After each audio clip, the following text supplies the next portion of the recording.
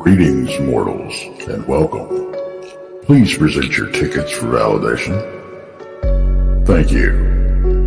Your existence has been acknowledged, and you have been granted access every Thursday and Friday. You will be accompanying your guides, Krista and Brandy, along with a world-renowned guest. They will be exploring an intriguing tendril of what humans refer to as reality each week, as they strive to advance you further down the path to the truths of your physical earth and what lies on the other side. Remember to please keep your hands and feet in the vehicle at all times, and do not exit until the craft has come to a complete stop.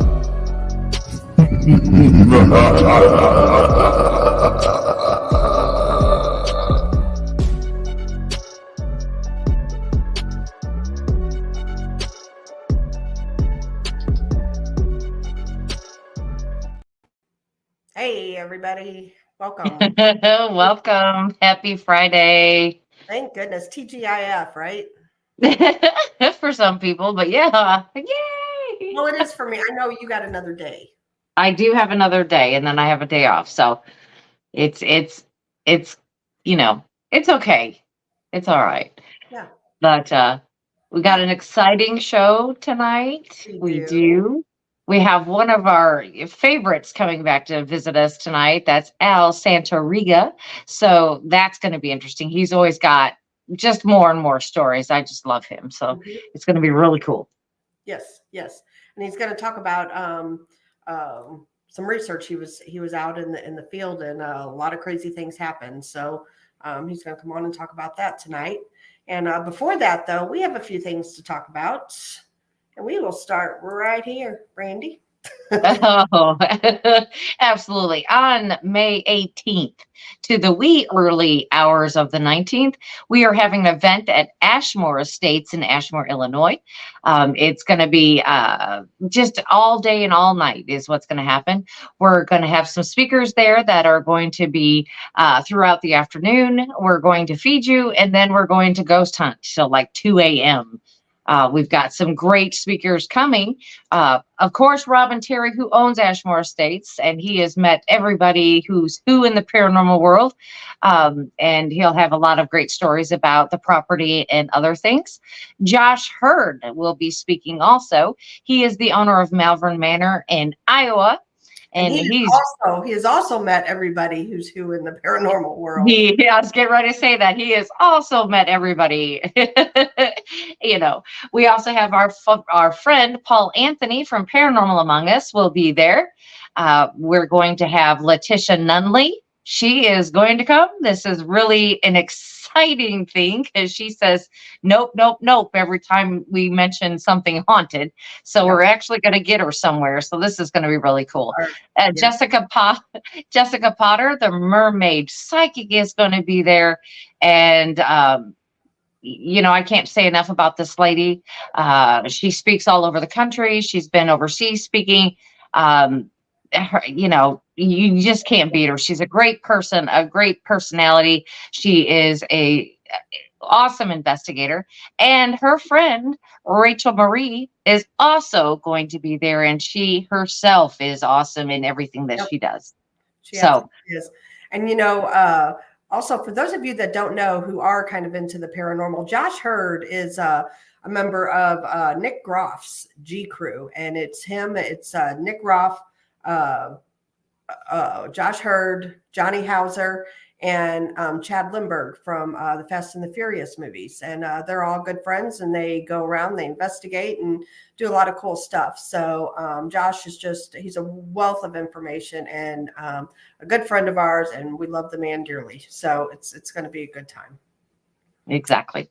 Yep. Great time to be had by all. So if you want tickets to go to that event, go to Blondes and Booze on Eventbrite. It should be the first thing that pops up. Yep. And then the next event we got is this one. Oh, okay. This is June 8th, actually. June 8th, we are having a whole bunch of speakers at the Alabama Bigfoot Conference. This is held in Anniston, Alabama at the Performing Arts Center. of course, we've got great speakers. It's Bigfoot Michigan Rob, Martin Groves, Greg Ogles, Jason McLean, us, of course, Blondes and Booze, Daryl Denton, Barton, Nunnelly, and our MC for the day, Tex Wesson. We are having dinner that Friday night at the Western Sizzlin in Anniston. The room that we have reserved is now, there's no seats available in the room, but just go eat and then come into the room. We're not going to turn anybody away. The tickets are $30 online, $35 at the door. Very affordable. Great day, great time to be had by all. So get your tickets now at Bama. I think it's BamaBigfootConference.com. BamaConference.com. I believe so. Yep. Okay. Come and see us. It's going to be a great time. So Al looks like he's ready. I'm going to go ahead and bring him up. Hello, sir. Hey, ladies, what's going on? How are you? I'm good. Thank you. Thank you for having me. We're glad you came back. I'm thankful that I'm back. We try not to chase us away. We always want them to come back.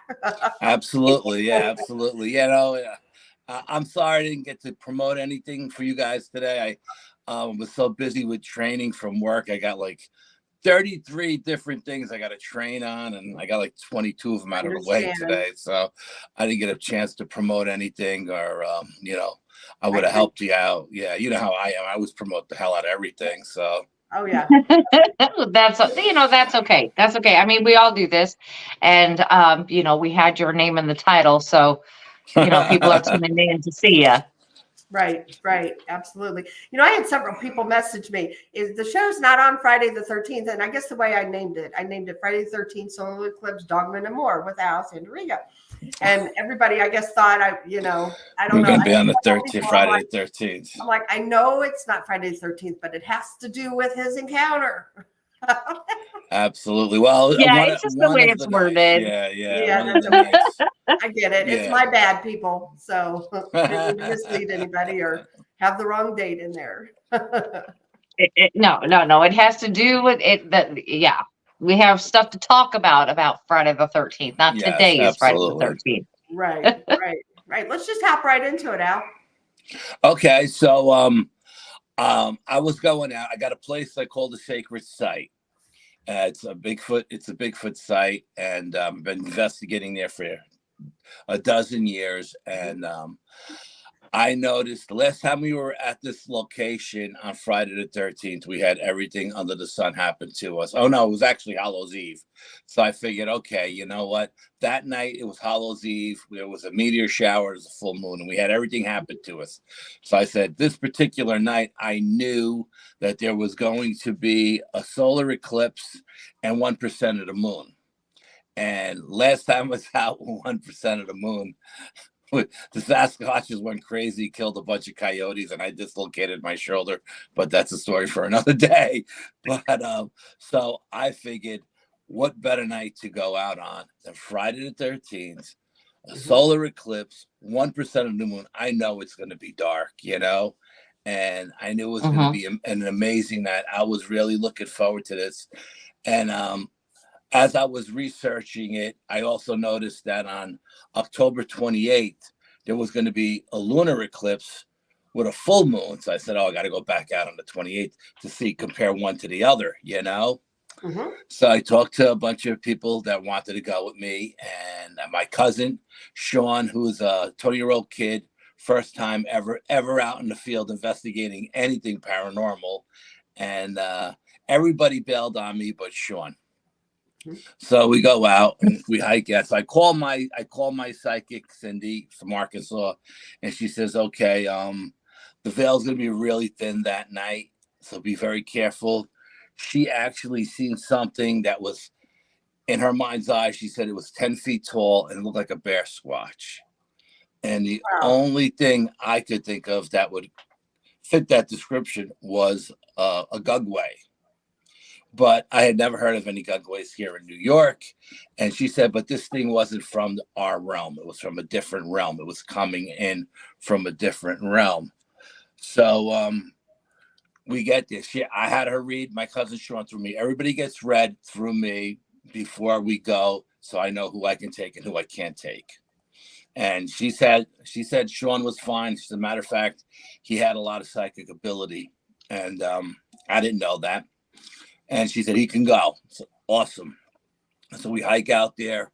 It's about a 4-mile hike in, maybe 4.5 miles in. We get to the sacred site. We set up, and we call Cindy, and she says, first thing she says is that she sees what looks like elves.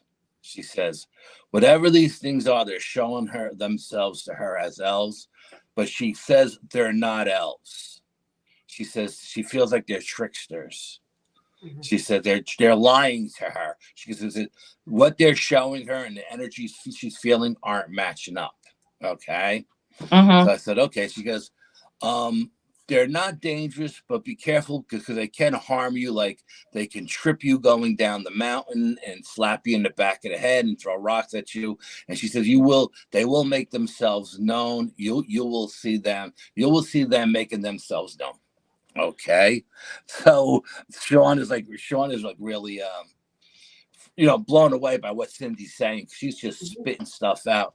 And then Cindy goes on to tell me that I have she sees Native American blood in me. And I go, nope, 100% Italian.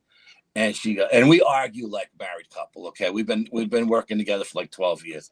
And she's like, nope, I see Native American blood. She goes, I see your blood and Native American blood interweaving. She goes, I see you have Native American blood in you. And we're going back and forth. And my cousin Sean is laughing hysterical, hearing this. And then a little light bulb goes off on top of my head. And I was like, oh, man. When I was 18 years old, a long time ago, I said, I had a best friend who was half Apache. And we did a blood brother ritual. We cut our hands open and we, mixed our bloods together. And that's what she was seeing. The two bloods. Yeah, and that just blew me away because I had completely forgotten all about that, cool. I mean, that was so long ago. That was another lifetime, Mm-hmm. And so then she turned out to be right. Like she's always right anyway. And so let's see, where am I different? So she said she said that what I like to do when I get there is we always sit with our back to the lake, which is a 52-acre lake behind us. And it's in the center of this ridge line. And you have the west ridge in front of me and the eastern ridge behind me on the other side of the lake. And our side is usually the Bigfoot side, the west side. The east side is usually the Dogman side. So what I do is I make a base camp. I sit facing the western ridge because that's where they always come down. And so I put orange glow sticks in front of us for ambient light. But we have headlamps on, very powerful ones. Actually, they're 700 lumas, and they go from a spot to a flood. And so then we set up colored glow sticks all around us. Pink to the south, yellow to the west, like a green one to the northwest, and a purple one to true north. And we're sitting there, and then I got 2 digital voice recorders. One is voice activated, one runs continuously for 72 hours. Put the voice activated one on the western ridge and the other one behind me, and I couldn't get the voice activated one to go on. For some reason, it would just not work there. I just couldn't so I said, you know what, I'm just going to leave it here and maybe it'll go on by itself.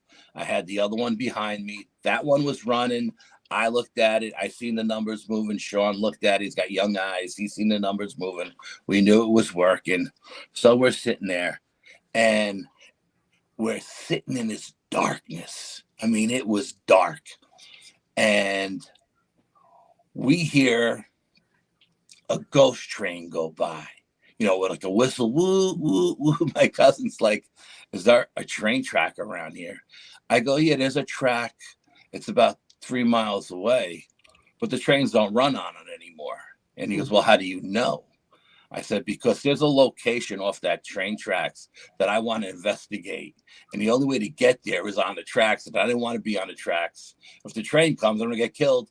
So I went to the state police and made up some bullshit story about my children riding the bus, driving over these tracks. There's no gates, and I want my kids on the bus. And the cop is laughing. He's like, dude, don't worry about it. I know you're from the city, but there hasn't been a train on that track in 40 years. So I was like, oh, so awesome. So now I know I can. So now I know in the back of my head, I can go down these tracks to this other location that I want to go to. Mm-hmm. But we had this train go by, and I explained this to Sean, and he's like, get the hell out of here. I go, dude, I swear to God.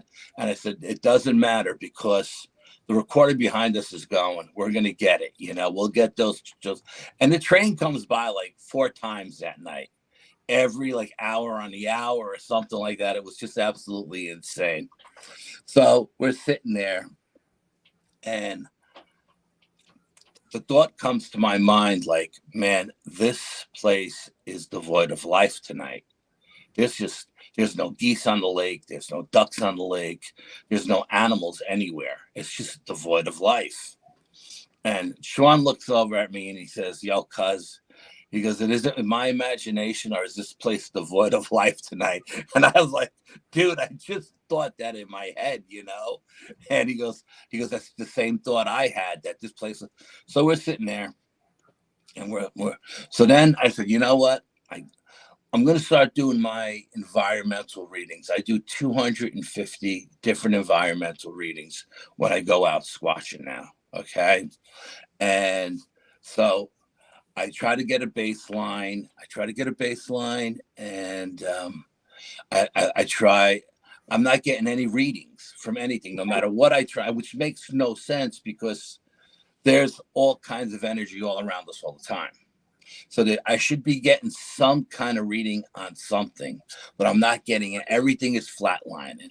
And I'm telling this to Sharon, it's like, you don't understand. This is impossible for not to get any reading. Something there's got to be some kind of energy. We're giving off energy, Mm-hmm. So he's like, okay. So then we're sitting there, and I start to set up the cameras. I got a full spectrum. I got a thermal. I got an IR camera, and I got them all pointed in different directions. And again, the thought comes to me like, I gotta feel like I'm in a glass dome, looking out into the darkness, it's just like the black void, because you can't see anything, and then Sean turns around and he says, man, I can't believe I feel like we're in a dome. And I'm like, dude, you're reading my mind tonight, right? So he says, let's call Cindy. So we call the psychic, and she says the same thing.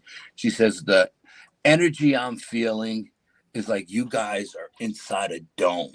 Mm-hmm. And there's nothing going on inside that dome.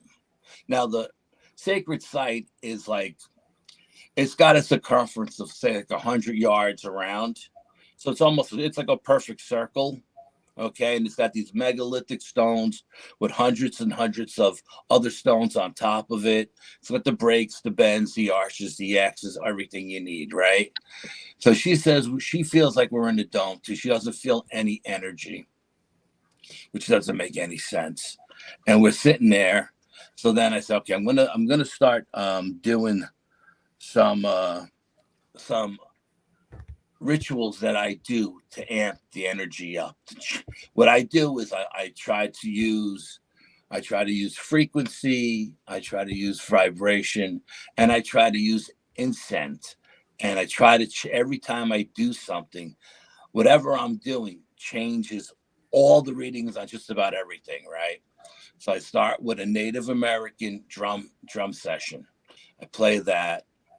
And there's a particular one I use, I won't mention it, and I check all the readings, 250 readings, nothing, flatlined. So I said, okay.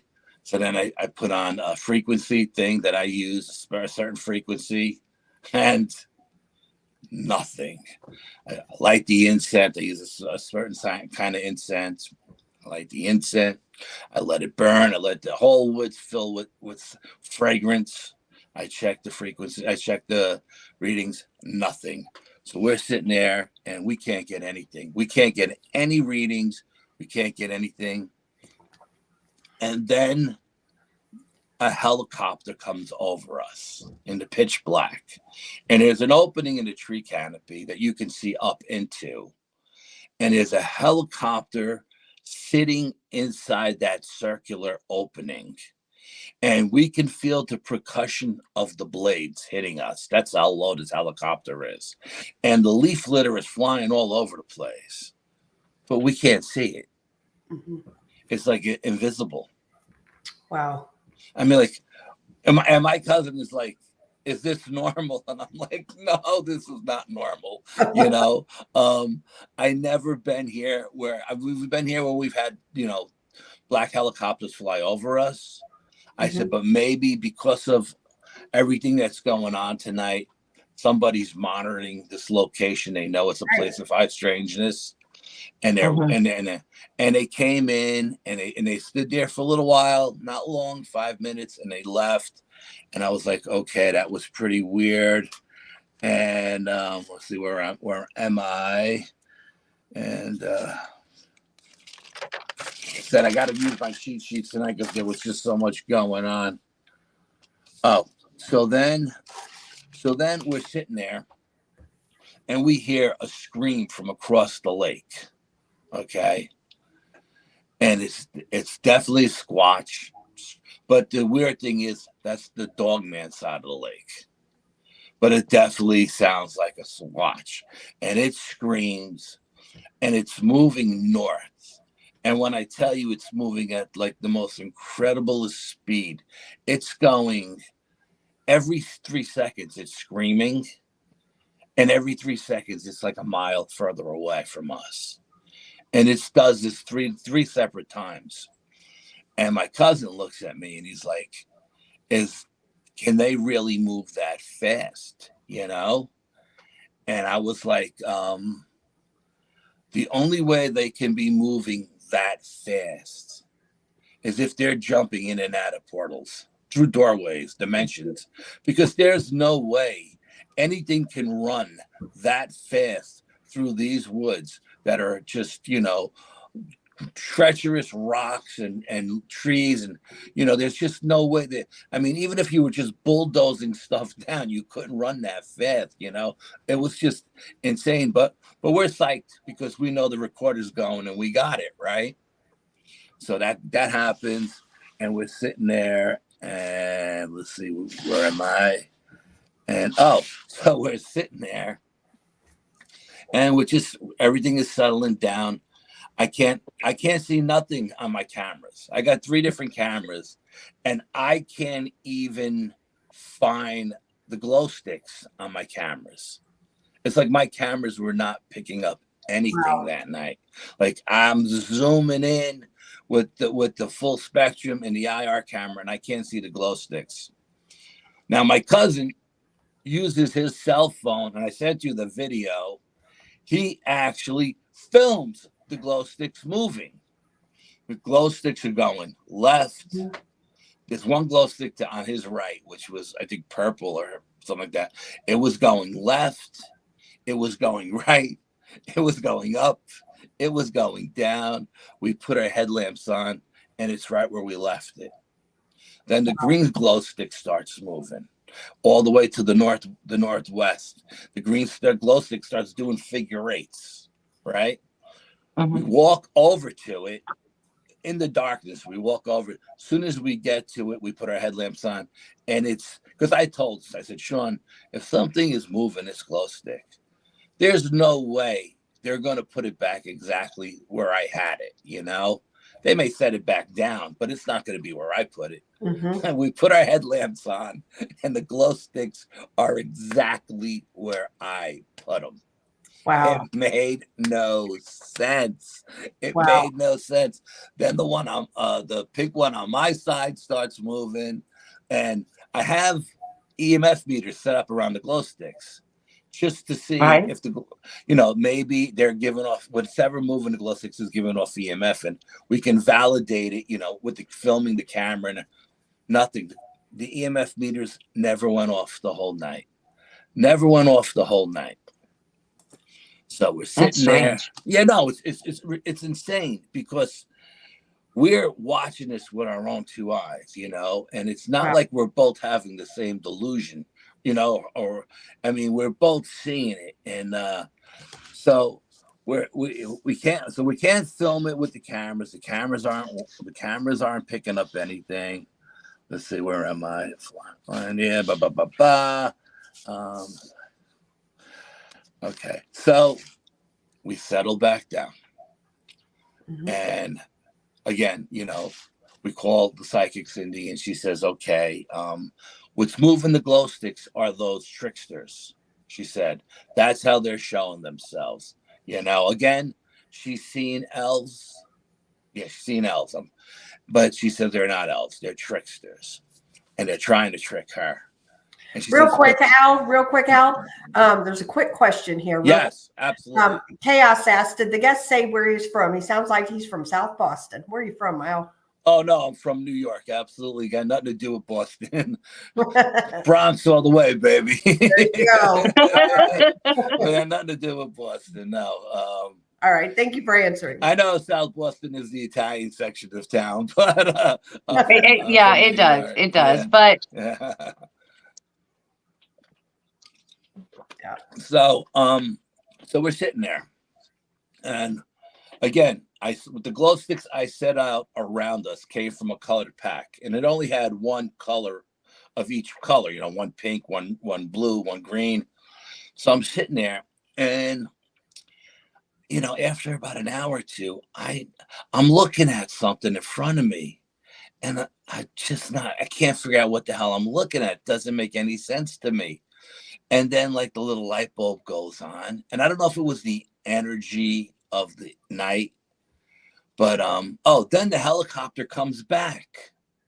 The helicopter comes back again later on in the evening, and it does the same exact thing. It hovers above us, and we can't see it. We got our headlamps on, 700 lumens pointing straight in the sky. We can't see it. I got laser pointers. I'm pointing laser pointers to the sky to see if they hit something, but they're just going straight up to infinity. I can't figure this out, you know. And so I tap so then my cousin Sean says to me, turns to me, he goes, "Yeah, what's up?" I go, "What do you mean?" He goes, "You just tapped me on the shoulder." I'm like, "No, dude, I didn't tap you on the shoulder, you know." He goes, "Well, somebody tapped me on the shoulder." So, well, it wasn't me. Must have been one of these tricksters, because, you know, Cindy said it could slap you in the back of the head. It could do a lot of things, you know. So I said, it wasn't me. I said, but since you leaned over, started talking to me, I said, "Come here, Sean." I said, "I'm confused." I said, "How many yellow glow sticks do you see over there?" And Sean leans over and he says, "There's 3 of them." I said, "Explain to me why we see 3 yellow glow sticks when there was only 1 yellow glow stick in the pack." And he's like, "Yeah, that's weird." You know, like he's like a little confused, and he's looking at me and I'm looking at him, and we're both leaning over, looking at these 3 yellow glow sticks looking at us. And I was like, "Okay, you know what? Let's go over and see what's over there." Right. Because I know I only put 1 yellow glow stick. So we walk over. Again, we get the headlamps off. We're walking over, and we get to maybe, I'm going to say about 50 feet from the yellow glow sticks. Mm-hmm. And I get a vibe that says we should just stop right here, you know? And I tell Sean, "Let's stop right here. Let's put our headlamps on." And I said, "Well, put them on flood so we can get as much light around us as we can, you know?" Mm-hmm. And we put them on flood, and we turn them on, and we see this thing crouched down, like it's hunched down, and it starts. Oh, as we're walking over, this is great. As we're walking over, we see 2 of the glow sticks blink, which stops us dead in our tracks. Like, whoa, yeah. What the hell was that? Mm-hmm. So Sean goes, "Sean, did you just see those 2 glow sticks blink?" He goes, "Yeah." So we took a few more steps, and they blinked again. And that's when I said, "Let's put the headlamps on," right?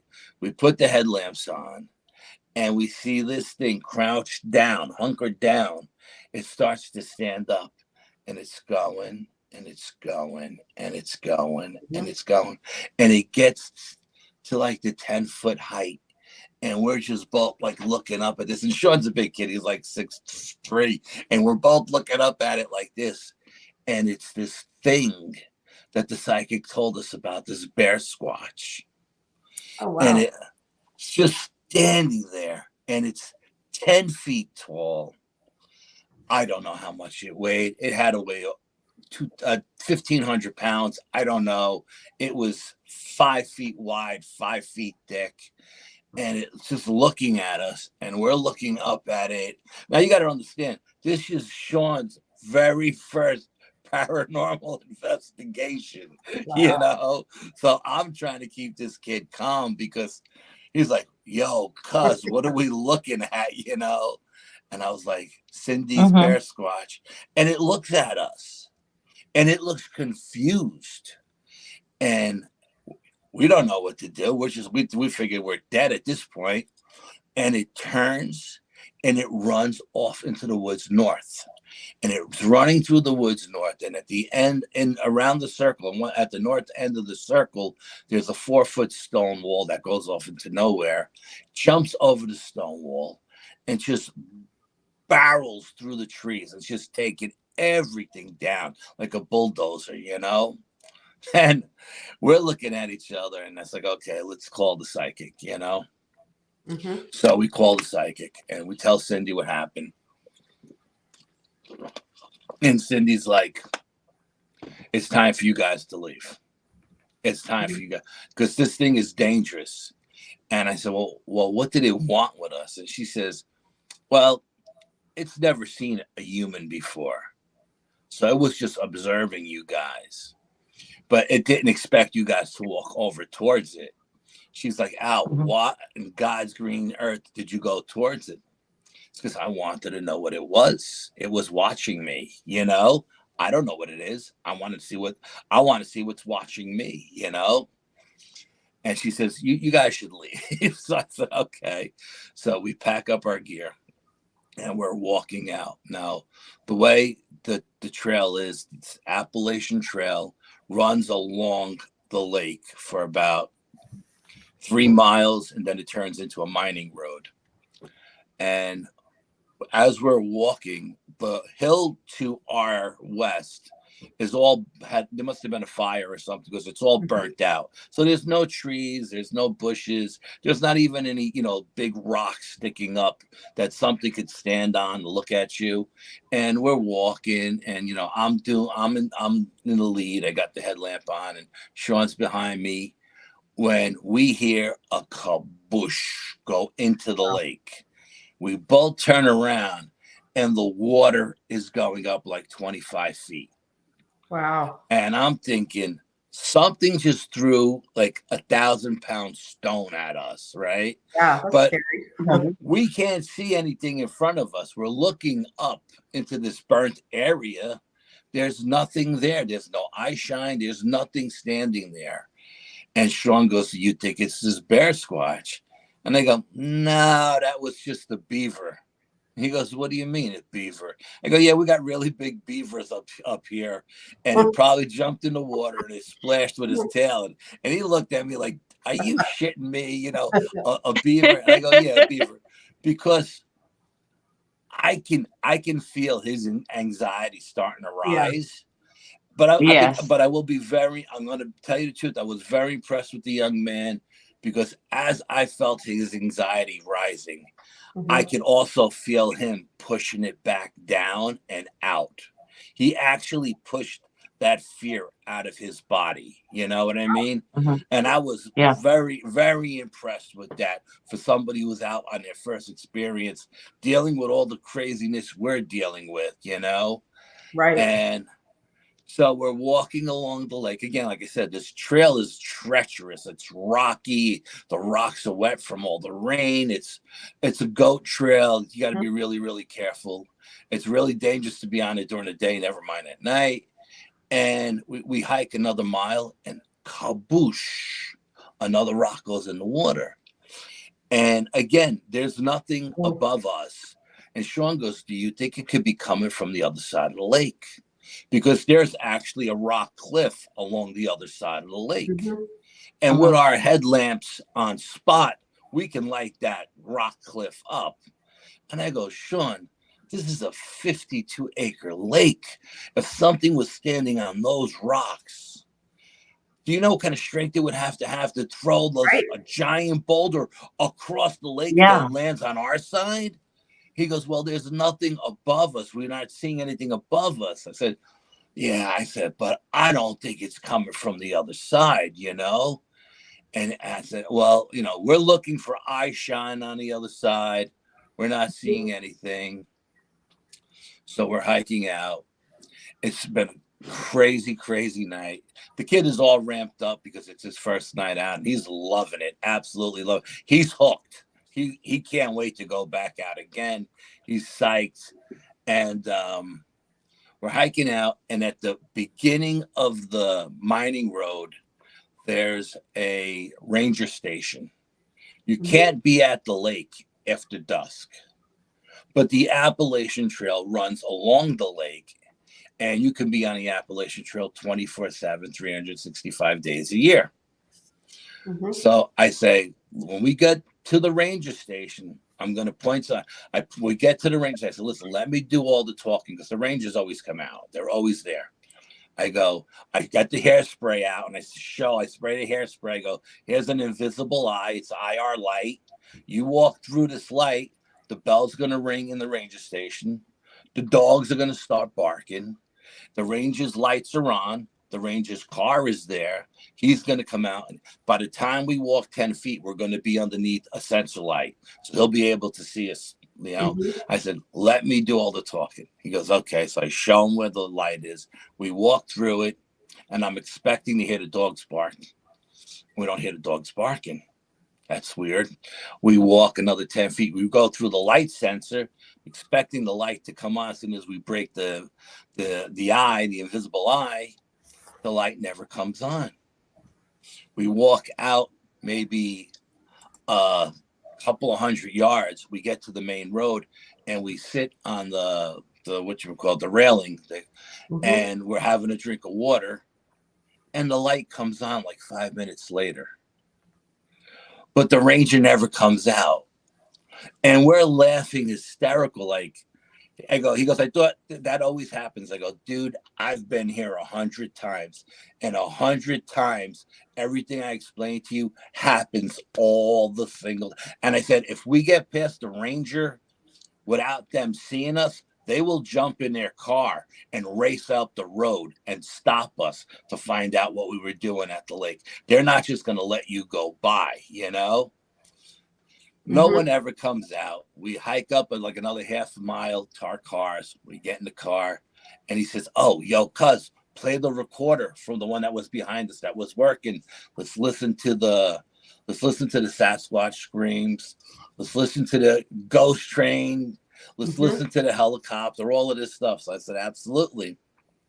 So I get the recorder out, and I go to press the recorder to that file. I go to that file, the most recent file. I hit play, and it comes up error. What did it say? It said error. Let's see if I got it written down here somewhere. It said, I can't find it. It said error, and then there was nothing there. There was nothing on the recorder. And my cousin was like, how's that possible? And I was like, dude, the only thing I could think of is when that helicopter came back the second time, it zapped that recorder, because there should have been something on that file. There's no way. Oh, it said error, file corrupted. Oh, wow. Well, how did the file get corrupted? We turned it on, we shut it off, and we walked out. That's all we did. Right. How does it get corrupted on the hike, you know? But it said the file was corrupted, and we got nothing that night, nothing except for the video he took with his phone. That was the only thing we got. That was weird. I was just thinking about that. We were with Greg Ogles and doing some filming, and as soon as we got to this one particular area, the files were saying corrupted on his video camera. They were saying corrupted, like there was something wrong with them. But as soon as he got out of there, and then it just started working again, like magic. Yeah. Yes, but ours said error corrupted. And when I got home, I tried it again and it said the same thing. Error corrupted. Wow. There was just nothing there. It was like that thing didn't record all night long. So I had two recorders, two digital voice recorders going. I got nothing on either one of them. Mm-hmm. Now I haven't checked on. I'll be brutally honest. I haven't checked any of the cameras yet. I've been just too busy working and running around doing other investigations. I like to try to stay busy when I can. And so my cousin was all like amped up. He was psyched out of his mind. He's like, okay, I can't wait to go back the next time. When are we going back? And I was like, okay, we're going to go back on October 28th. There's a full moon that night and there's a lunar eclipse, So he goes, okay, psyched, can't wait. So talk to, again, all my friends that always want to come. I always like to invite people that are not part of the team. So when they experience the same thing I'm experiencing, they can validate it because they don't have to lie about it. They're not on the team. You know what I mean? They get nothing to gain by that, And everybody always wants to come. And then at the 11th hour, everybody always cancels. And Sean says to me, I'm sorry, cuz I can't make it. I got to work, And I was like, okay, well, I'm going in by myself. Something I don't normally do, but these two events happen so rarely. I think someone told me it's like 15 years in between when you get a solar eclipse and a lunar eclipse in the same month. You know what I mean? It takes like 15 years. So there was no way I was not going in. And right. I called the psychic Cindy, and she's like, "Nope, I don't want you going in by yourself. You're not. I don't want you going. I don't want you going." I said, "Don't worry, I'm going in the way I always go in, don't worry. I've been there a million times. Never had anything bad happen to me. I've never gotten injured. I'm going in." And she's like, "No, you don't understand." She says, "When you go in this time, you're going to go in on a trail you've never been on before." And again, we get into our arguing, right? No, I'm not going in on any trail I've never been on before. I always go in the same way. I've been going in the same way for 10 years. And she's like, "Al, I'm telling you, you're going to go in on a trail you've never been on before. You're going to come in a fork in the road." She said, "There's going to be a trail going up and a trail going down.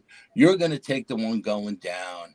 And you are going to run into things on this trail that are so dangerous that if you make the wrong turn, you're going to die. I don't want you going in."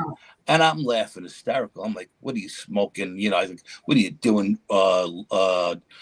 Mushrooms or something?" You know what I mean? I always go in the same way. And she's adamant I'm not going in the regular way. I was like, okay. So I figured, okay, if I'm going in by myself, I'll get in early during the daylight hours. I can take the trail I always know. It'll be daylight. And I'll take the same trail out at night. Just as I'm getting ready to go, my cousin Sean calls me. He says, "Hey, dude, I'm getting out of work early today. Come pick me up. I got all my gear with me. I brought it with me. Come pick me up, and I'll go in with you." And I was like, okay, cool. We can still get in. He'll still get out of work early enough that we can still get past the ranges because there'll still be enough daylight left, that they won't be able to stop us from going in.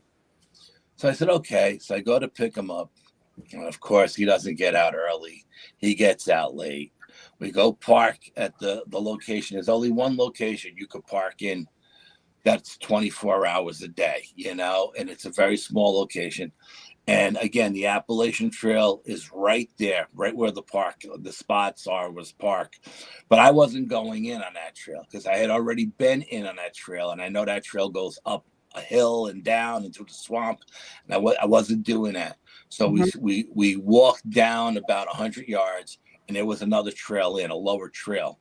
So we take the lower trail in. We're hiking in the lower trail. Now, my psychic tells me on this trail, when the lunar eclipse happens and it gets dark, she said, you're going to see not one thing, but two things. So the first thing you're going to see is a skinwalker.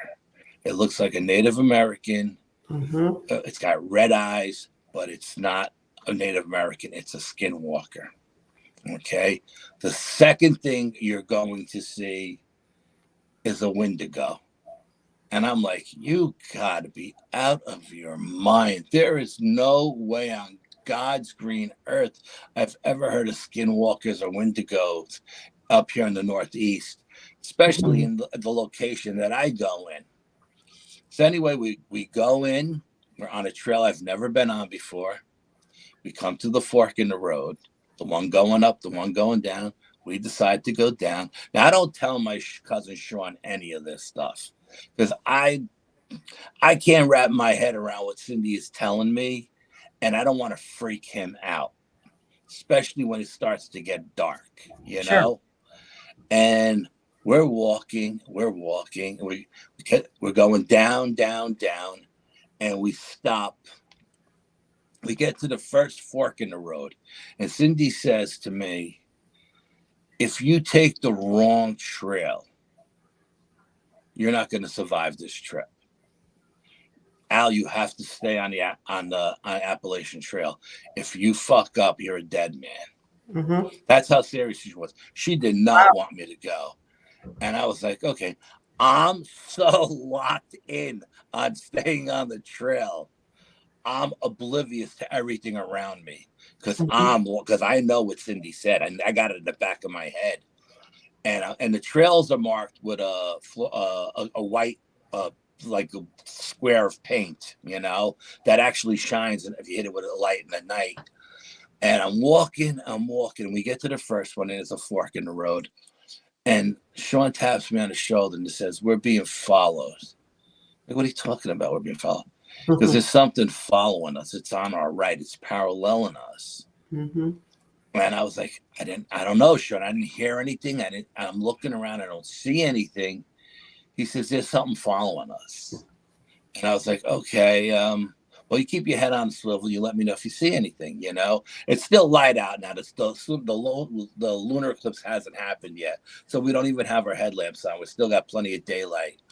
And I'm looking at the fork. I make the left, and we're going, and now it gets dark. The lunar eclipse comes, it gets dark. We turn the headlamps on. We get to the second fork in the road. Now, the second fork in the road is a problem because there's no paint on any of the trees to tell me which way to go. And I know Cindy is telling me that there's these things that are out there that are following us. They're going to kill us, you know? And my gut's telling me go left. And I hear a little voice in my head say, look up. And when I look up to my left, about 10, 12 feet up, is a tree, a sapling, maybe 2-3 inches around, bent, snapped at the 12-foot level, pointed left. And I turned to Sean and I say, you know what that is? And he goes, no. I go, that's a Sasquatch marker. That's telling us to go left. And he goes, how sure are you? I said, I'll bet my life on it. I told him, right. He doesn't know anything about the skinwalkers yet. So we're walking. We make the left, and we walk, and about 100 yards around a bend is the paint on a tree. So we know we're on the right trail. We get to the next fork in the road, and we look up, and there's a break telling us which way to go. Now the lunar eclipse is passing, and the moon is starting to rise. It's getting full. And Sean says, I know it's following us. And I go, what do you mean you know it's following us? Because I seen it. I go, okay. I go, what's following us, Sean? He says, it's a skinwalker. And I look at him and I say, what made you say that? I mean, of all the things you could have said, you could have pulled out of your ass, you said skinwalker. He said, because I seen it, cuss. It's a skinwalker and it's following us. And I was like, okay. I said, Sean, sit down. Let me tell you something. And I sat him down and I told him what Cindy said. I said, keep your head on swivel. We're walking and we're walking and we're walking. And it seems like I'm going over creeks and a little stream, stuff I've never seen before. And I can't understand. I'm going east and thinking at some point I got to come across the mining road. I have to come across it. If I just keep going east, the mining road, I have to come across it. And we've been walking for hours and we can't find this mining road. And the moon is rising. And Sean stops, taps me on the shoulder. This is, hey, cuz.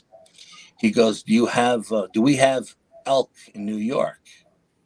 And I go, what do you mean? He goes, do we have elk in New York? I go, no, we have deer and we even have moose, but we don't have elk. He goes, then what's that? He turns me around and there's this 7-foot tall thing with like a deer's skull with giant antlers. It's got a man's torso, deer legs. It's got human's hands. It's got claws. And I look at him and it's got green eyes. And I look at him and I say, dude, that's a Wendigo. And he goes, if that's a Wendigo, then this on the left is the skinwalker. And the skinwalker is about 25 yards away from us to our south. But it's hiding like in between trees. So you can only see like a left arm, a right shoulder, a right leg, but you can see his head peeking out behind a tree. And the moon is up now. So it's a full moon. It's bright, plus we have our headlamps on and you can see this looks like a Native American face with 2 feathers sticking out of the back of his head with red eyes watching us. And he goes, and he's like, he's ready to start running. I go, nope. I said, look, Cindy said we're okay as long as we stay on the trail. Let's just stay focused. Keep your head on the swivel. And let's stay on the trail. Eventually, we find the mining road. Hallelujah. Now we know it's another. So we just hiked 5 miles in to the mining road. Now we got another 3 miles to go to get to the whatchamacallit, to the sacred site. We get up to the sacred site and we call Cindy, and Cindy says, okay, tonight you're going to experience here. She said, you're going to see 4 sets of eyes across the western ridge, she says. It's going to be red, green, blue, and yellow. She said it's going to be the skinwalker, the Wendigo, a rake, and a Dogman. And I'm like, are you out of your mind? And she goes, this is what I'm seeing. She says, stay inside the sacred site. It's bound. As long as you're in the site, you're safe. Don't leave the site. Now, a week or 2 before we went out, I had a vision in a dream of a white Sasquatch who told me his name was Alaric. He told me to go to the sacred site and cleanse it and bound it with sage. So I went to the sacred site one day and I actually called Chris Reinhardt from Discover Sasquatch, Berkshire Mountain Bigfoot. And I called Chris and I said, I'm at the sacred site. I seen Alaric in my dream. He told me to cleanse the site and bound it. I don't know why I'm doing this, but this is what I was told. And as I was talking to Chris on the phone, I felt like I was getting hit with infrasound. I started overheating, sweating profusely, getting nauseous. And I said, Chris, I have to move. I have to get behind a big maple tree and get out of this direct line of infrasound. I'm being hit with infrasound. So I go hide behind this tree. I eat up like a power bar. I put some water over my head. 10 minutes later, I feel normal again. I sage the whole site. I bound it and I leave. I don't know why I'm there. I guess because on the 28th, that site needed to be bound for that night. Not that I knew anything that I knew it needed to be bound, but this is what I was told. So that's what I did. So she said, the site is bound. Long as you stay inside the site, you will be fine. Now, totally different vibe this night than the last time. There's ducks on the lake. There's geese on the lake. There's possums and raccoons and skunks. Everything's moving around in the woods. The tree frogs are going crazy. It's a really warm night for October, and the crickets are going crazy, and the whole woods are alive.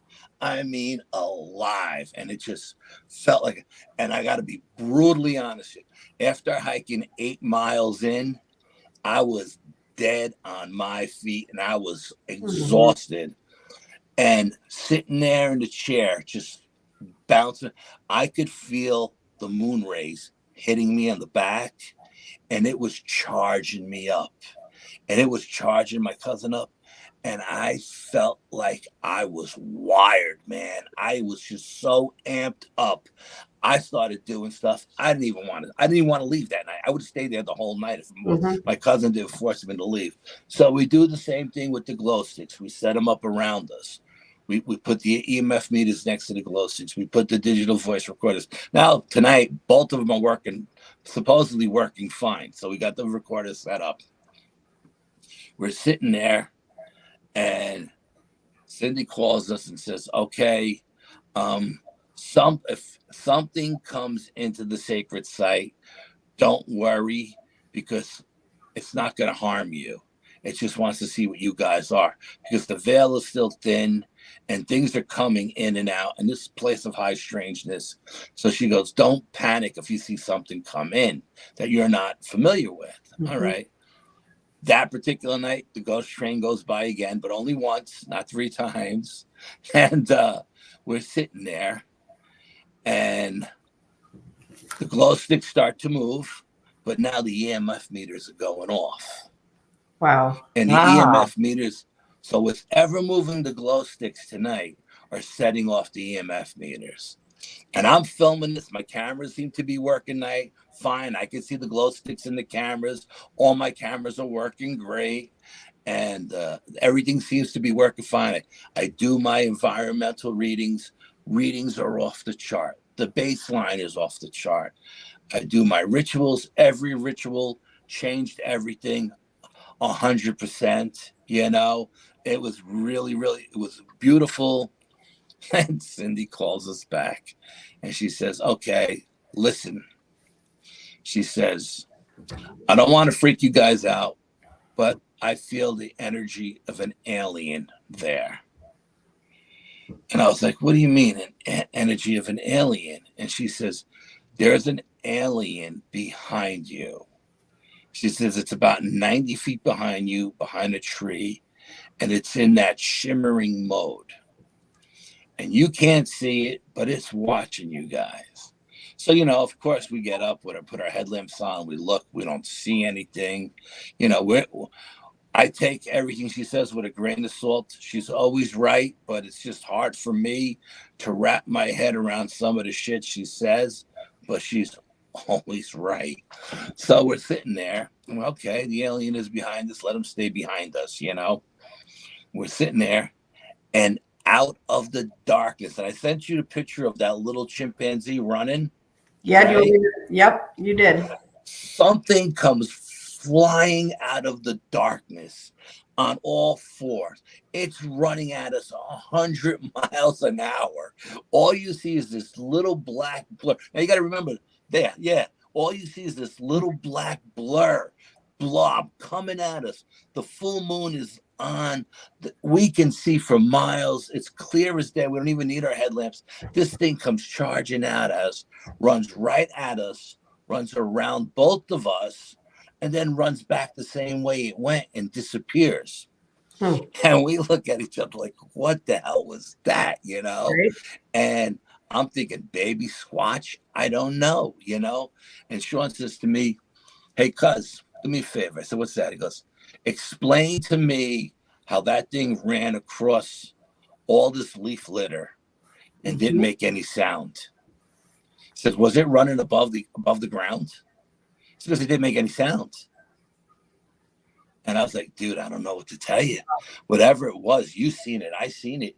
It came out, it ran around us, and it ran back in, and it never made a sound. If it would have been the other night where we had 1% of the moon, we would have never even seen it, unless we had our headlamps on. Right. So it comes out, runs around us, blows our minds. We're like, in the meantime, so then at one point, we start seeing the eyes go across the western ridge. First, the red eyes, then the green eyes, then the blue eyes, then the yellow eyes, all going, and they're all sitting on the top of the western ridge looking down at us. And I turned to Sean and I go, listen, I'm going to take this laser pointer and I'm going to point at something on the ridge. You tell me what color eyes you see up there. And everything I pointed at, like if I pointed to the green one, he would say green eyes. I point to the red one, red. So he was seeing the same thing I was seeing. So we were seeing the same thing. You know what I mean? And I just want to validate that we're both seeing the same thing.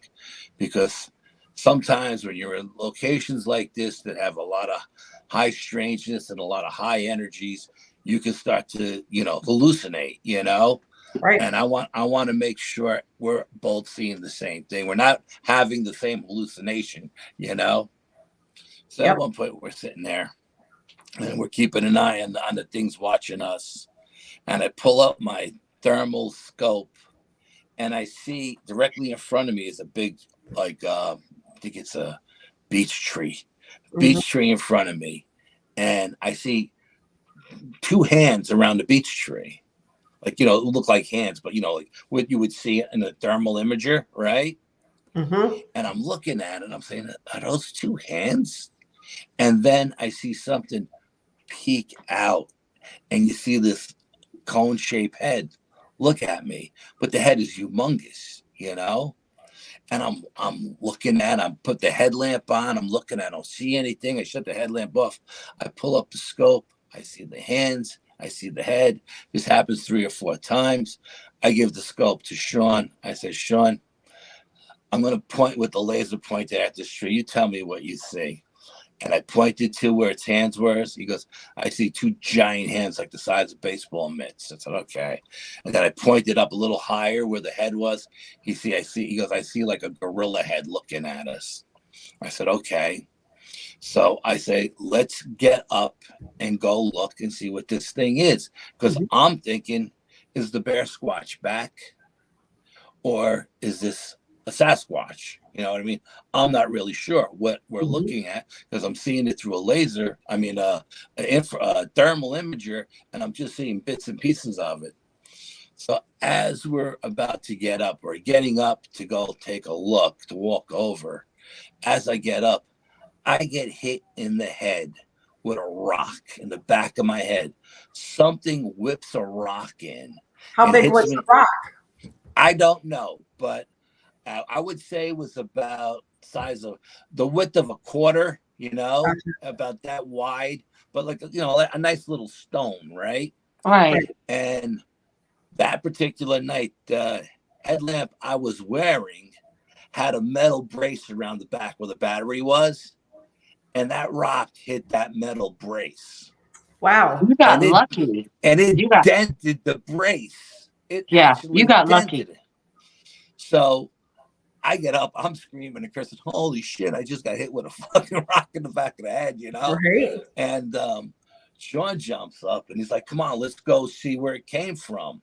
So as he's going to go see, I grab my stop. I go, stop, wait. Don't rush off into anything. Let's think this out. And as we're standing there, we got our headlamps on. We're looking. I'm looking for the shimmer. I'm looking for eye shine. Another rock comes out of the darkness, I don't know where it came from. It just came out of the darkness, and it hits my chair. And I have a metal chair, and you hit a chair ring, go ding, you know. So Sean goes, "Oh, we're going now, baby." And I was like, "No, we're not going anywhere." I go, "Let's stay focused on what we were doing. We were going to go look at what was behind the tree. Maybe this is a diversion. Maybe this is trying to stop us from seeing what's behind the tree. Let's stay focused." So he goes, "Okay." So we walk over, we put our headlamps on, we walk over. While all this is going on, by the time we got to the tree, whatever was there was gone. So whatever this thing was doing, it did its job. It diverted us enough, our attention, to give this thing behind the tree a chance to get away. Okay. So we're a little bummed out that we didn't get to see what was behind the tree. We go back, we sit down, and like I said, the energy going through me, man. I am charged up, really charged, you know. We're watching the things up on the ridge, and looks like they're moving around, but they're not coming down. Whatever these things that Cindy said what they were, you know. I don't understand why a rake and a Wendigo and a Dogman and a skinwalker would all be working together. It didn't make any sense to me. But this is what she said, because the veil was thin and the portal was open. Shit was going on that's not normal, and these things were working together. Now, I don't know if these things were there for me or if they were there watching the alien behind us. I don't know, you know. But we sit back down in our chairs, and we're just hanging out, watching, and it's getting later and later and later. When I see at the base of the Western Ridge, it looks like there's like 4 shadow figures walking back and forth, pacing 4. And there's 4 of them, and they're all just crossing each other back and forth. And I'm looking at this, and I go, "Sean, do you see what I see?" And he goes, "Yeah." Now, first I thought it was the 4 creatures that were up on the hill, but we look up on the hill, and their eyes are still there. So I said, it's not the creatures up on the hill. This is something totally different. So I called Cindy. We said, "Cindy, what's going on?" And she says, "They're trying to find a way in. They can't get in because the sacred site is bound, but they're trying to find an opening in the boundary." So I said, "Okay, well," I said, "You know what, Sean? Let's go over and see what they want." So we start walking over, and as we're walking over, our headlamps are off. We're walking over, and we're about 50 yards away, you know. So it takes a few minutes to get there. We're getting closer. And we can see them. It looks just like 6-foot figures walking back and forth. And we get about 25 feet to them. And I said, "Let's put our headlamps on."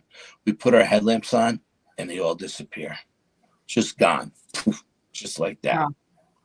So we shut the headlamps off. I expected them to be there, but they weren't. They never came back. So then Sean says, "You know what, cuz it's like 2:30 in the morning. I'm tired. Can we leave?" You know, but I was so amped up. I didn't want to go, you know. So I was like, "Okay, we'll pack up and we'll head out." So we're heading out. And again, we do the same mining road. The same trail along the lake. Nothing happens this time along the lake. It's nice and quiet. You know, there's no rocks being thrown at us, none of that stuff. We get to the ranger station. Now, we don't know what to expect at this point, right? So I said, "Look, the ranger comes out, let me do all the talking." We walk through the invisible eye, and the dogs start barking. The lights are already on. By the time we get to the sensor lights are on, and the ranger comes out. And he's like, "What are you guys doing at the lake? You're not supposed to be here after night." But I tell him, "Look, we came in. We were filming we were on the Appalachian Trail." I gave him this real bullshit story. We're on the Appalachian Trail filming the lunar eclipse. I said, and then we just stood on the trail filming the full moon. And at some point we got turned around and we ended up on the mining road and we just took it out. And he goes, "Oh, let me see your equipment. What were you filming with?" And I showed him all my cameras. Like, "Okay, I guess you guys are telling the truth, you know." And we hike it back up to the car. And we get to the car, and my cousin is just like blown away. We didn't even check any of the digital voice recorders that night because it was late and he was really tired. And my cousin was blown away. And he was like, dude, I am so into this. Every time you go out, call me. You know, he goes, I go, listen, for someone who's never done any paranormal experience, done any investigating, the 2 investigations that you just been on with me are more than most people have in a lifetime. Mm-hmm. I said, so, I mean, and now we've been out like 3 or 4 more times. We've done a lot more stuff, you know, but we were doing the last 3 times, 4 times out, we've done ghost stuff, you know, not cryptid stuff. So he was like, oh my God. He says, because I love this stuff. I'm hooked. I get him home. The next day, his father calls me. What'd you do to my son? The kid can't wait to go back out again. He's all amped up, yada, yada, yada. And I was like, man, it was just the craziest 2 nights. Like, you know, when I never expect, like, I all the years I've been doing this, you know, you think you've seen everything. You think you've experienced everything. And then you see these things with your own eyes, and your brain can't comprehend what you're seeing. And every time I see something new, it just blows my mind. Like, I just can't believe that I'm still experiencing different and new stuff all the time after all these years. It's just mind-boggling. Wow. We were kind of talking about this in chat. Have you thought about wearing a helmet out there just because you might get hit in the head? Have you? Oh, absolutely not. No way. I'm not wearing. You think I'm gonna hike the Appalachian Trail for 4 miles with a helmet on? Are you nuts? At least a biker's helmet, you know, something that could actually, you know, help. No, I mean, because that was a close call. You know, I mein, you see those movies where they shoot the gun and then, you know, like a book or something stops the bullet, or, you know, whatever. Right. That headlamp was your savior. You know what I mean? And that could have cracked your head right open. It's funny because I bought this particular headlamp for the first investigation, 1% of the moon, because it was such a powerful headlamp. The one I normally go out with is a mountain climber headlamp, and it doesn't have anything in the back. You know, the battery is in the front, right? So it just has like a little clip in the back of the head. So if I was wearing that, it would have definitely had a rock stuck in my head that night. Right. Well, you were talking about when you were walking along the lake and then the big rock came out and splashed in the water. You said that you were looking across the lake to see if you could see eye shine. Yeah. Did you at any time think that it could be like behind you, thrown over your head to scare you? No, to me, it felt like, and this is just one man's opinion, it was the vibe I was getting is that it was coming off the mountain. You know, it wasn't getting thrown from behind us. You couldn't hear it. It was being thrown from either to the western part of the mountain that there was nothing on that we could see, or it was coming from the eastern side off of that cliff ledge that was on the other side. But the splashes were only 10 feet off the trail into the water. So for something to be on the other side of the lake to throw a rock that big, that far, I can't even comprehend that kind of strength. Right. So if it was coming from our side of the lake, then it was coming from way up on top of the mountain, you know? Right. I mean, where our headlamps went 700 feet. It was coming from beyond that because we didn't see it, you know? And it was like coming straight down, bada boom, you know? Right. Yeah, it was crazy. I told my cousin, of course, eventually when we got to the car, I said, look, just between the two of us, that wasn't no beaver, you know. that was rocks coming in. He goes, yeah, I didn't think it was a beaver, but he was from the city, so I figured I could get away with it, you know. Right. Yeah, but it was just, so if it did come from our side, and the feeling I got is that it was coming from way up on top of the mountain where our headlamps couldn't reach. Yeah. And like I said, that whole side of the mountain must have burnt in the winter or something, the winter before, because it was all wide open. There was no Right. bushes, no little trees, no big trees. It was just wide open.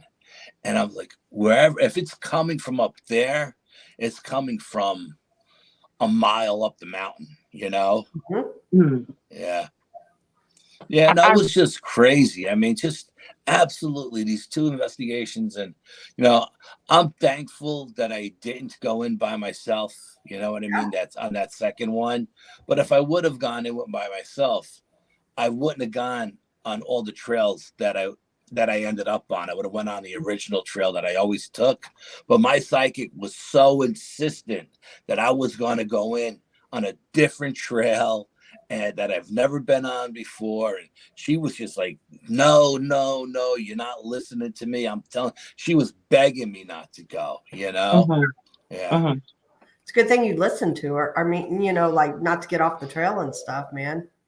I always listen to her. When I tell you she is spot on, she doesn't claim to be 100%. She says no psychic is 100%, but she's been 100% since I've known her. She's really spot on with stuff,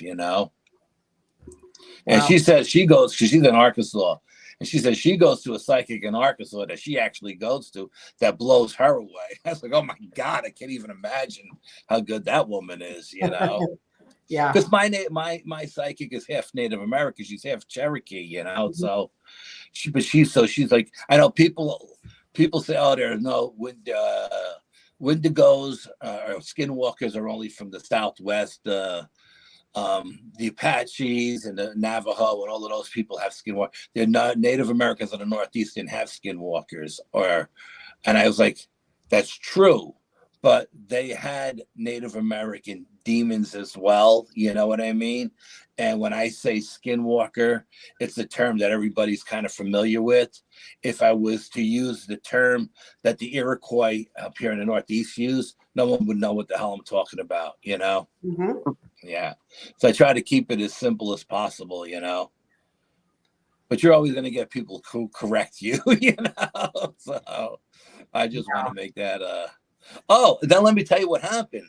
So about a week after that last investigation, a week to the day, Saturday night, a week later, I'm sitting in my house with my wife. We're watching Oppenheimer, right? Watching Oppenheimer.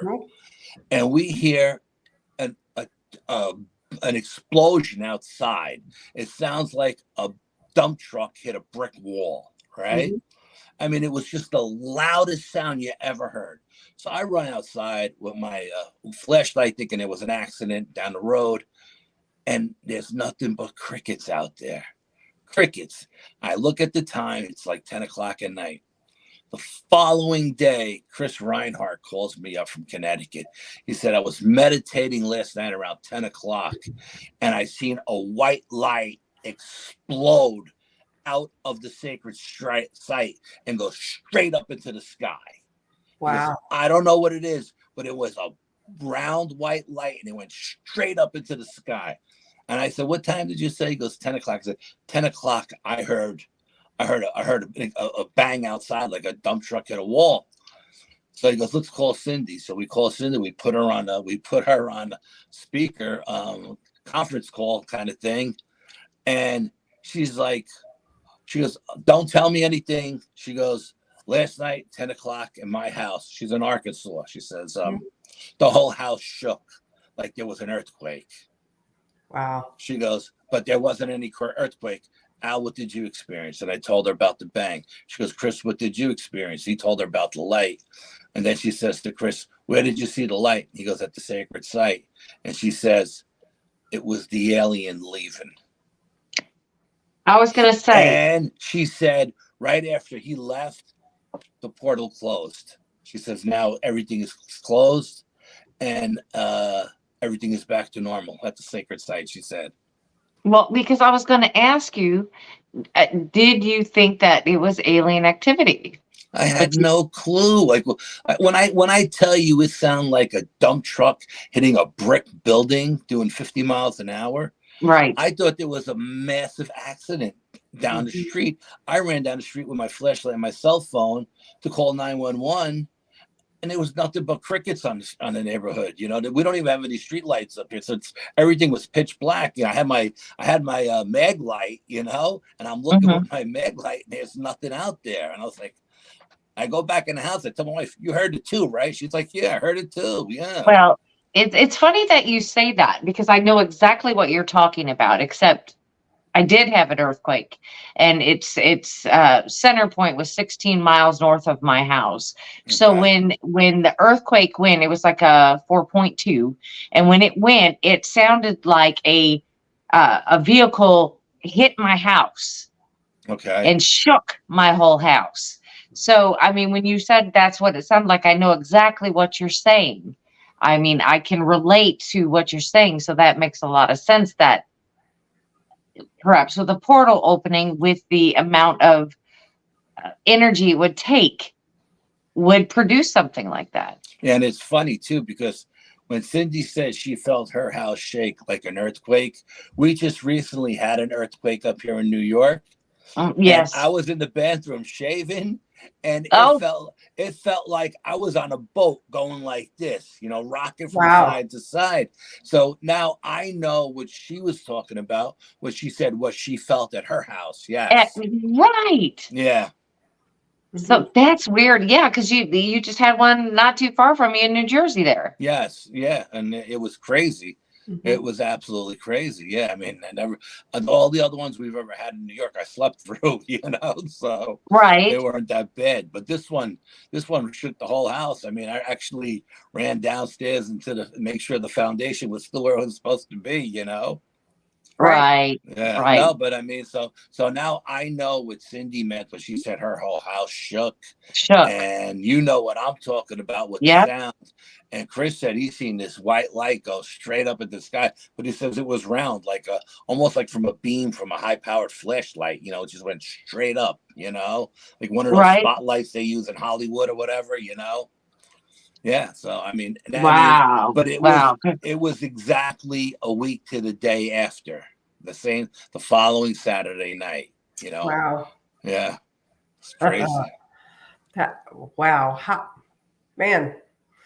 I just to have so many encounters in 2 nights, like, you know, it takes people a lifetime to see all of that, if ever, you know. Right, but it also has to see one. Right. That's what I'm saying. But that's why I wanted to go out so bad. Full moon, no moon, lunar eclipse, solar eclipse.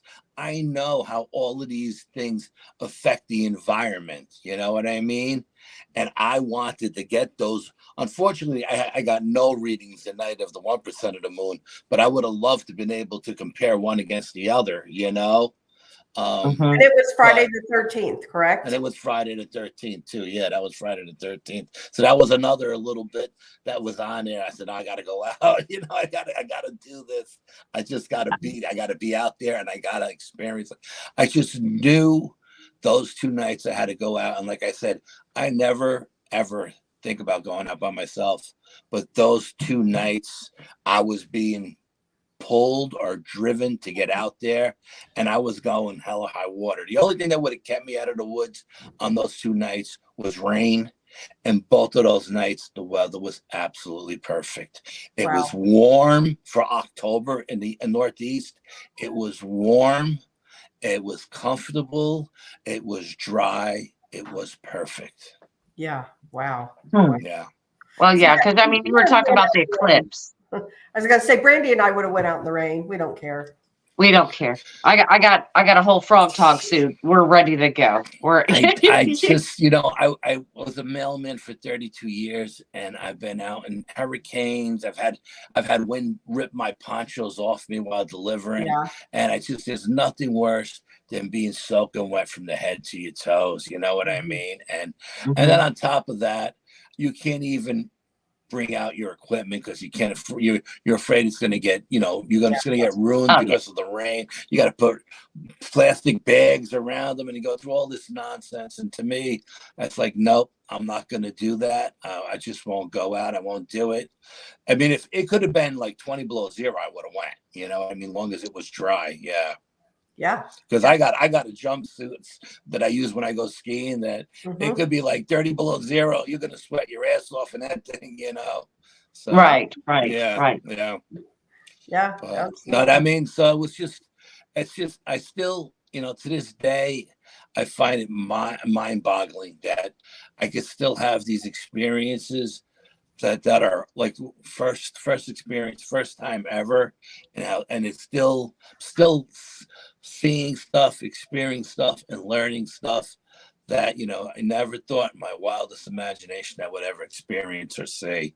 Like I said, when my psychic tells me stuff, and this has been going on from day one, she'll say stuff that's so far off the wall.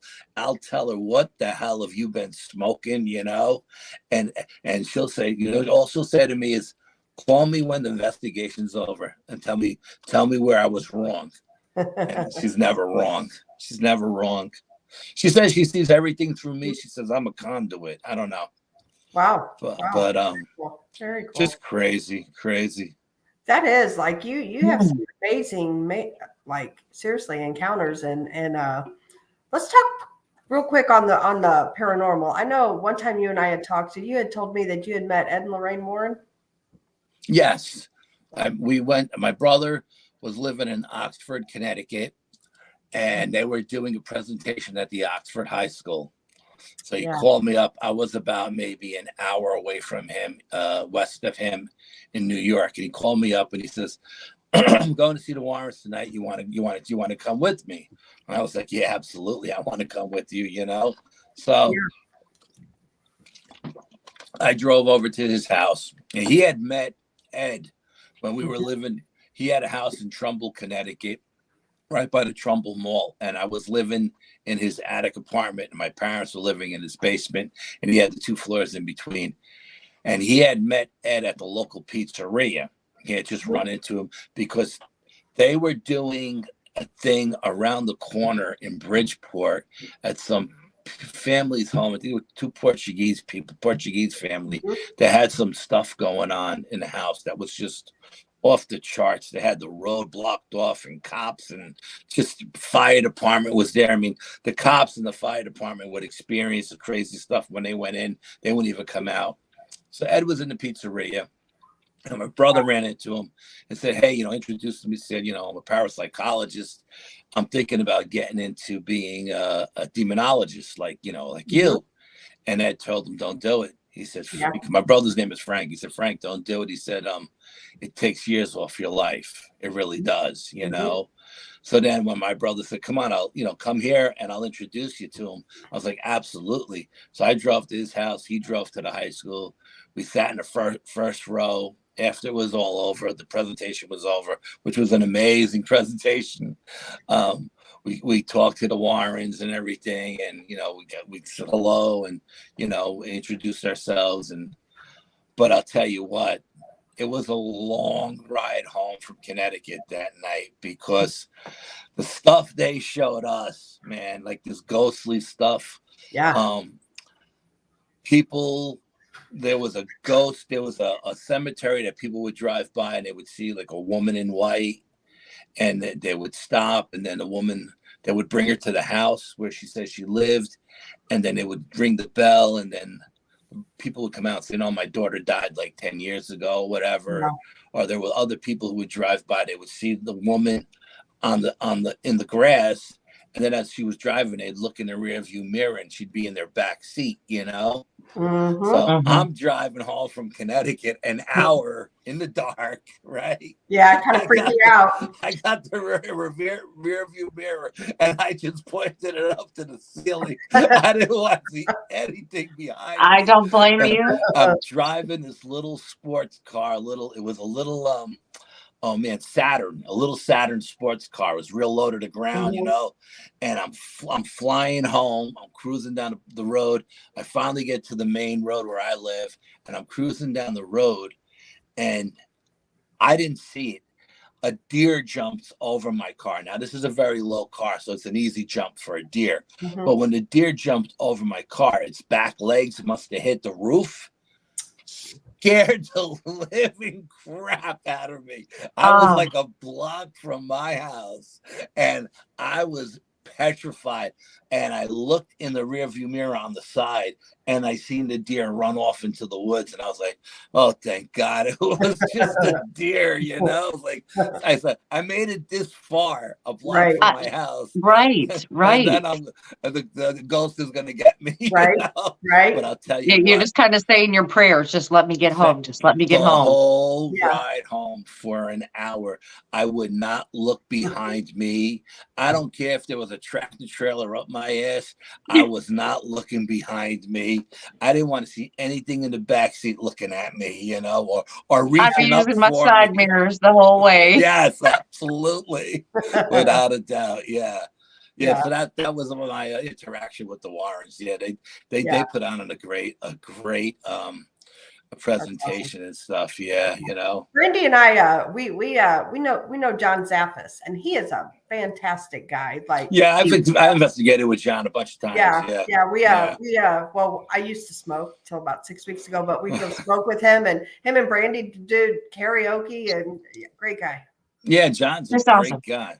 Yeah. Just a great guy. Did he ever tell you about the experience he had in the Bowery in New York City? Okay. No, he didn't tell us about that. No, we were hanging out at a symposium. I think it was in New Jersey, the New Jersey Para-Unity Symposium, and we were hanging out. And I was sitting there with John. I said, "John, could I pick your brain?" You know, and he's like, "Yeah, of course." And I was like, because I love to pick people's brains when I'm sitting with them, you know. And I was like, "Did you, being a demonologist, did you ever run across the same demon in more than one location, you know?" And he says, "Al, let me tell you a story." He said, we did an exorcism up in Boston one year. He said it was like in the beginning of the summer we did it, and it took a lot out of everybody that was there. They had to work on this woman for like 3 days or whatever, and they finally got the demon out of her, you know. He said that fall, I was doing a presentation in Manhattan, lower Manhattan, and I was walking down the street with one of his friends on the Bowery where all the bums are, you know. And he said there was an alleyway just filled with people like sleeping on cardboard.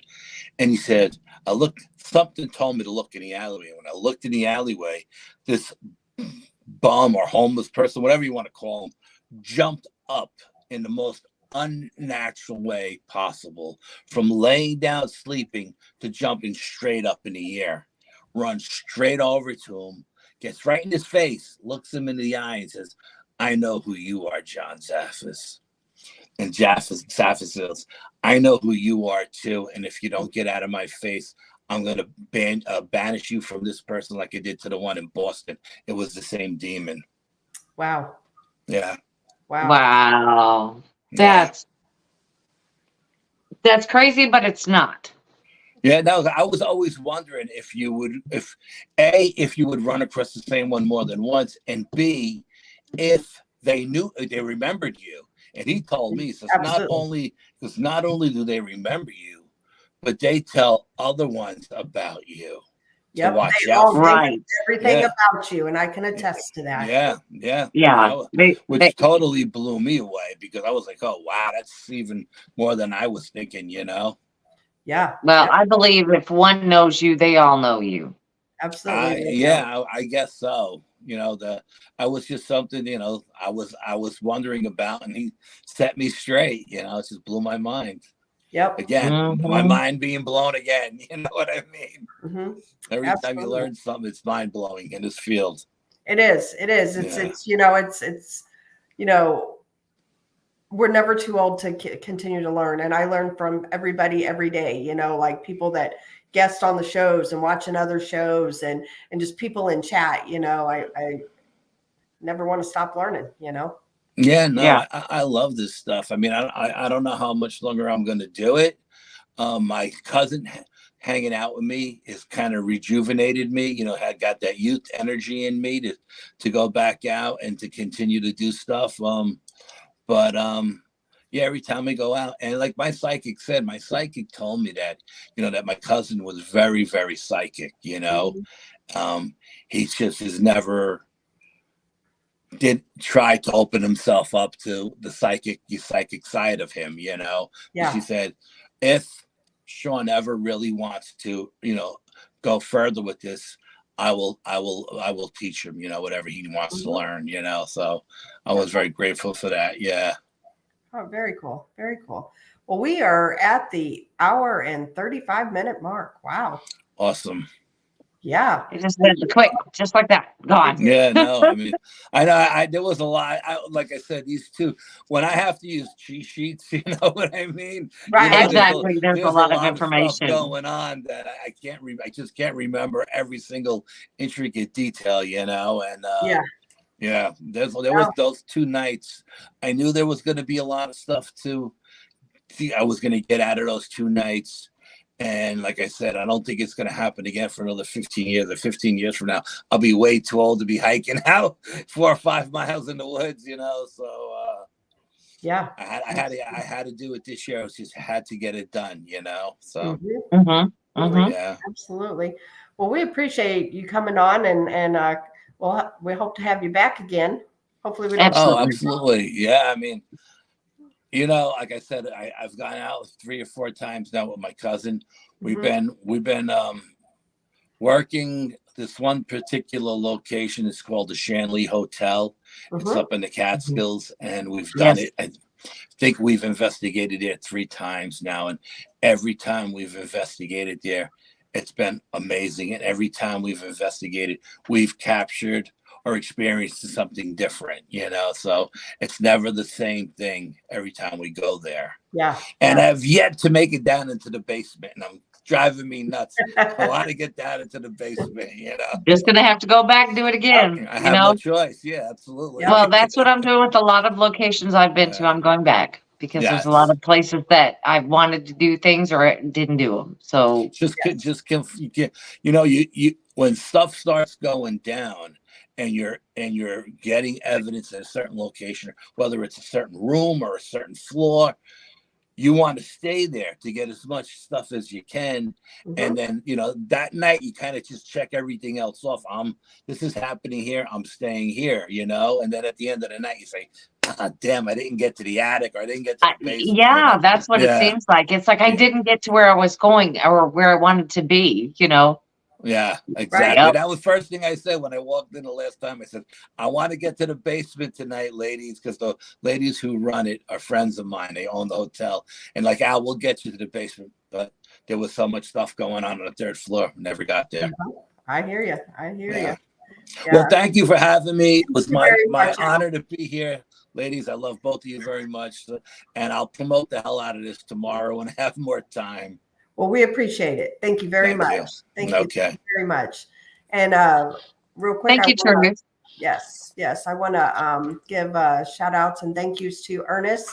Thank you very much for that. Justin Boyd, thank you very much. Hunter, we appreciate that. Thank you. And Truth Walker, thank you all very, very much. It's very much appreciated. Real quick, Brandy, question. Brandy, is that a light behind you, a lamp, or a candle? Truth Walker asks. It's a lamp. It's a lamp. Okay. Cool. And just let everybody know, sometime over the weekend, I don't know if it's going to be tomorrow or Sunday, I am going to go and do some live for members only to Zombie Road. And Brandy and I have talked about Zombie Road before on the show. And there's been everything from ghosts, paranormal, and a friend of ours actually saw Sasquatch there on Zombie Road. So I'm going to go. I'm going to take the dog and we're going to go for a walk. And that's what we're going to do. And thank you. I don't blame you. I mean, because I'm pretty sure it's beautiful during the day. It's just creepy. It's all get out at nighttime. Right. Thank you, Justin. I'll take the big dog, though. Take the big one. Taking the big dog. I'm not taking the little dog. There you go. There you go.